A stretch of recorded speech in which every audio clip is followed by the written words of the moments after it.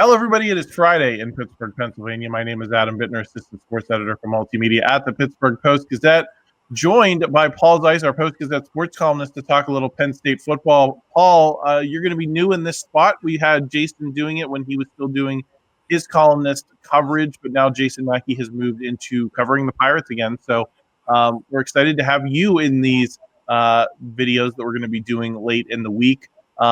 And it's a great week to be talking about Penn State because this is the week that they fired their coach after 12 seasons. James Franklin let go on Sunday following the loss to Northwestern at Beaver Stadium. Paul, you wrote that you didn't love the decision from Penn State at the time. With the week to digest it and the candidates that are out there or not out there in some cases we're going to get into in a minute with Curt Cignetti, knowing the toxicity around this program, with a week to evaluate it, how are you feeling about the Penn State's decision to move on? I still don't understand it. I mean, I just don't. Like I said, I think there's three guys since the start of the 2022 season. Three guys who have won more games than James Franklin: Ryan Day, Kirby Smart, who you could argue are running the two best programs in the country right now, right? And the other guy is Kalen DeBoer, who was really good at Washington, right, and is now at Alabama. Those are the only three guys that have more wins than James Franklin over the last 3 years. Okay, he lost a couple of games. They lost to UCLA. There's a little bit of, like you said, toxic, toxic nature around the locker room and the program and all that other good stuff. I think that these administrators all have lost their minds, though. You've got a good coach, okay, who has won a lot of games the last 3 years, who, took Penn State from where it was, in the wake of the Jerry Sandusky scandal to the point where they're knocking on the door of elite. Okay, he had a little setback this year. It didn't work. And some of it has to do with the fact that the quarterback wasn't as good as they thought he would be or didn't fit in the offense like they thought he would be. But to me, what is the quickest path back to being really, really good? Staying the course with Franklin, letting him get through this year, seeing if he can right the ship a little bit. And, he's recruited well. He's got good players. They can go out and get some good players, to replace whatever they're going to lose. At worst, you're sitting here next year and you're saying, okay, it's over. But at least you will have given your guy a chance to get it right. I mean, I think I feel like certain guys, yeah, you got to move on because they haven't earned that right. They have not earned the right to try and get it right but James Franklin did. I mean, he has. I mean, he's been a pretty good coach. And for all the, people that are, pining for the days of Joe Paterno, I pointed this out in my column. His last 26 years, he figured it out once.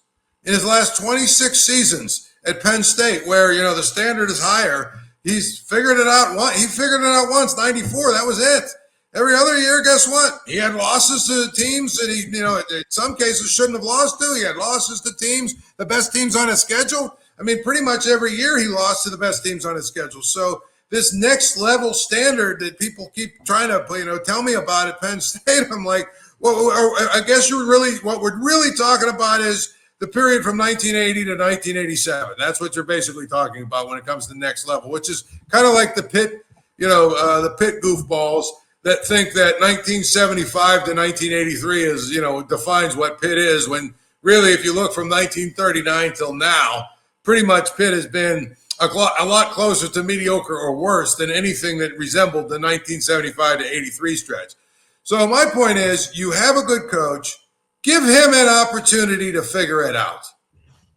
Because here's what's going to happen, Adam. Let's say you hire a really good. Well, first of all, this season, I love Terry Smith. Okay, I think he's the right guy to sort of heal things with. He's a Penn Stater. He's got ties to Paterno and all that other stuff. But I have a hard time believing they're magically going to turn it around, especially with a backup quarterback coming in. And the schedule they have. have a hard time believing they're magically going to go out now and win win their last 6 and get the 9-3 and all that other stuff. So this season is going to be pretty much whatever it was going to be with Franklin, right? I mean, whether it's 6-6 or 7-5 or whatever, it doesn't matter. Well, guess what? Then you bring a guy in next year. He completely changes the coaching staff. Now, I don't know if he's going to be allowed to change Jim Knowles. They're paying him a lot of money. Right. But my point is, you know what I mean? He's going to bring in his own guys. He's going to bring in his own staff. And nowadays with the transfer portal, probably 30 guys are going to leave, and a bunch of recruiting. So he's going to have to bring in 40 or 50 guys, which is what has happened pretty much everywhere around the country where they make a change. In the first year, it's, you'd have to find me an example of somebody in their first year that brought in 50 guys or 60 guys or whatever and actually won at a high level. So my thing is, you're probably not looking at getting back to having a chance to win at a high level until 2027, anyway. So you might as well give a shot at getting it right and fixing it, because you could make a change and get a better coach and get into a better place, or you could be USC and hire Lincoln Riley and pay him a lot of money and you not really get your bang for your bucks. Or you could be Wisconsin, move on from a guy who was winning 9 or 10 games every year that was one of your own, because you have this fantasy about the next level you're going to get to. And now you're probably going to fire Luke Fickell, who, by the way, was probably the hottest name on the market that year when they hired him. I'm not saying you should be afraid to hire and fire coaches, but I think sometimes, these administrators, they lose their minds and they think, whoever I want to get, is going to really want to come, is going to be available, and they're going to want to come. And it's like, it's not how it works. You know what I'm saying? It's just not. And if Matt Rhule is your plan B or whatever, I like Matt Rhule a lot. I think he's a great dude. He recruited my son when he was at Temple, and I got to know him. He's a tremendous human being. I think he's actually a good football coach.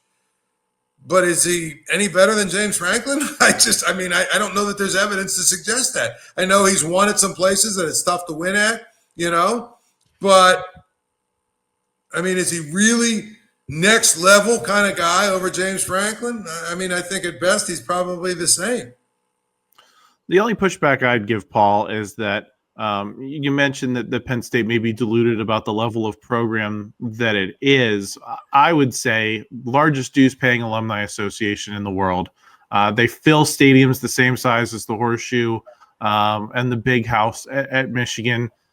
And they have started to get alignment to get that. For the expectations to have been there this season, they needed to get the Wall Street money flowing.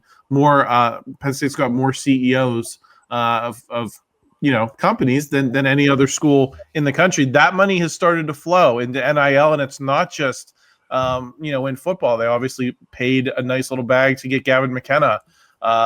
In hockey, the wrestlers make a lot of money at Penn State, and they win year after year after year there. So I don't know that the expectations some people have for what Penn State's investing in this now are unfounded. And for better or worse, James Franklin won that Big Ten title in 2016. That upped the ante for him. They waited, 9 years since that point, and they haven't won those games that they were winning then since at any point. So I think some people would say he got a lot longer. They did allow James Franklin many opportunities, and he just consistently failed to meet them. But he was in the Big Ten championship game last year and in the Final Four last year. It's not like that was ancient history. And they won 13 games last year. They won 2 playoff games. And correct me if I'm wrong, but didn't they lose on a last-second field goal to Notre Dame in the Final Four? Like I said, they had 3 losses last year, right? One team that they lost to won the national title. Another team they lost to lost in the national title game. And the third team they lost to was the number 1 overall seed in the playoffs. So, and all 3 were 1-score games. I just think that I get what you're saying. And I understand in the age of NIL and paying players and payrolls and all that stuff, all bets are off. the stakes are a lot higher, and you've got to make sure, that you're getting bang for your buck, or, the investors and the donors and everybody else will start drying it up. I get all that. But I also think that if a guy was in the playoffs last year and got to the Final Four, I'm not sure why you have to fire him after 6 games. Well, I've people have asked me how I feel about it, and the word I've used is sad. I certainly was not on this bandwagon of people who were riding to get rid of him, who were very happy when Penn State did. I didn't. I'm a Penn State grad. I didn't feel that way. I think it's more a sadness that things didn't work out, a sadness for his family. So I share a lot of those sentiments, Paul. I just got to play a little bit of devil's advocate here. You talked about Matt Rhule. I did a big soliloquy on how he is just the Paterno guy. In this, if he didn't have those connections, if you looked at his resume, you would want nothing to do with him. If he graduated from Ohio State, you'd say that guy's like one of the most mediocre coaches in a big job in the country. So I share your skepticism of him. Curt Cignetti is probably the other name that people most talked about in the immediate wake of the firing. He gets the big deal from Indiana. I got a twofold question here. One, does that deal do anything to assuage, your belief that if Penn State wanted him, that they'd go out and get him? Because it doesn't. If Penn State wants him, I think they can take him from Indiana. It's a big guaranteed payday. They'd have to make a huge commitment to him, but at the end of the day, I don't look at that extension and say, well, that's over just because of the way college football works. And B, would you make the investment in Curt Cignetti, given his background and as a Pennsylvania guy? If you were Penn State, is he someone you would strongly consider, and is he one of the few people you'd point out and say maybe he could get them to a higher level in a short period of time, because that's exactly what he's done in Indiana? Yeah, well, I think one of the biggest things with him is I believe the extension means he's going to be at Indiana for the rest of his career. And the reason is because he's 64 years old. Isn't he 64? So I think he's 64, 65 maybe even. He's not a spring chicken. And so, for him to come to Penn State, start over, expectations are through the roof.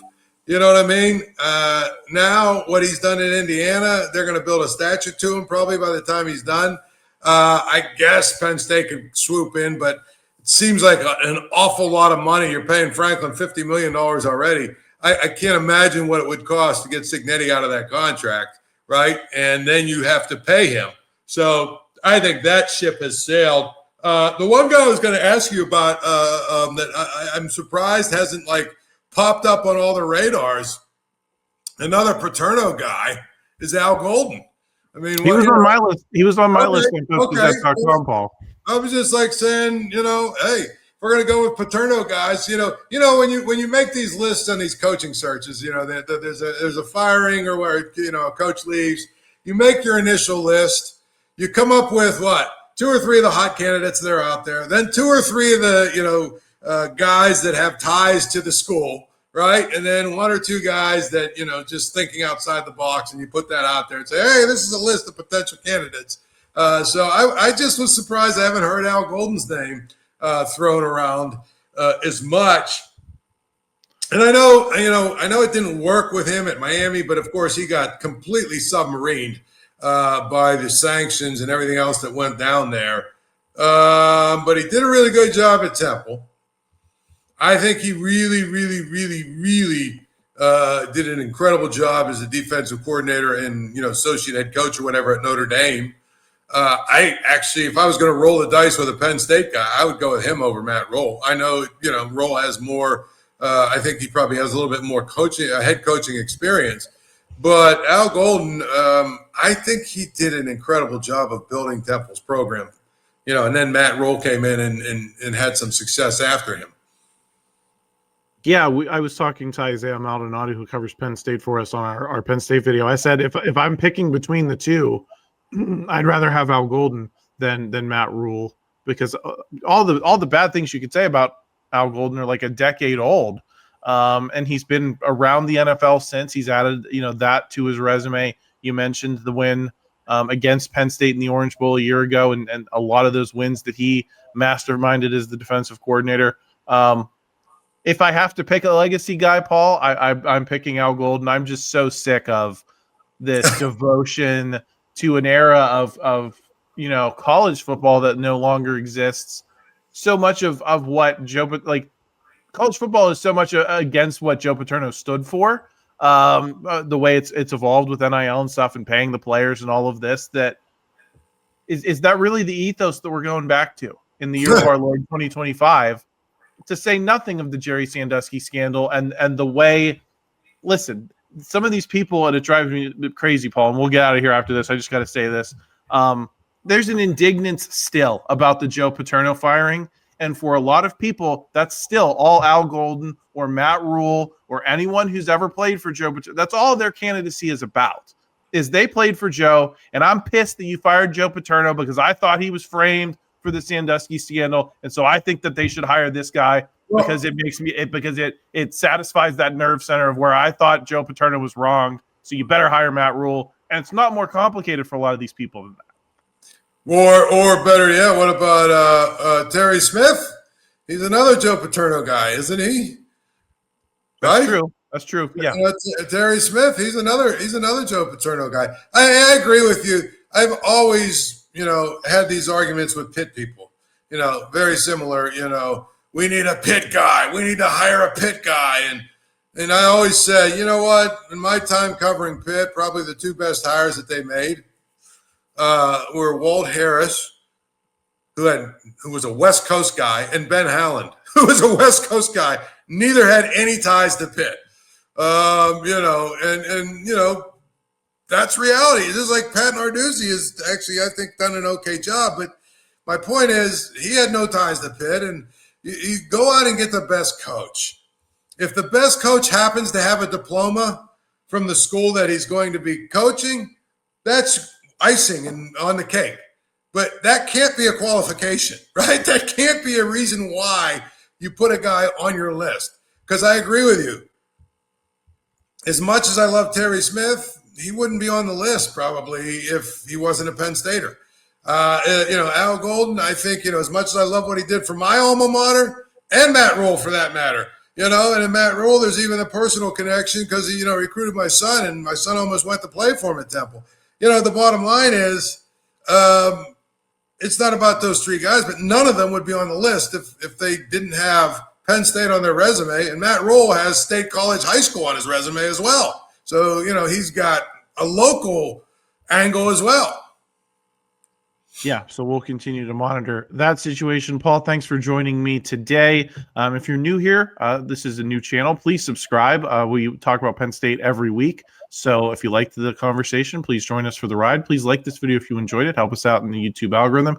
And check out our written coverage at postgazette.com. I want to remind you that this show was brought to you by FanDuel. I believe Penn State is a 2.5-point underdog, Paul, in the game at Iowa, which we didn't get to in this video, talking a lot about the coaches and all of that. But if you want to place a wager on the game, maybe get Penn State with some points in the same spot that they were facing UCLA a couple of weeks ago, make sure you check out our friends at FanDuel. Other than that, we will talk to you again next week.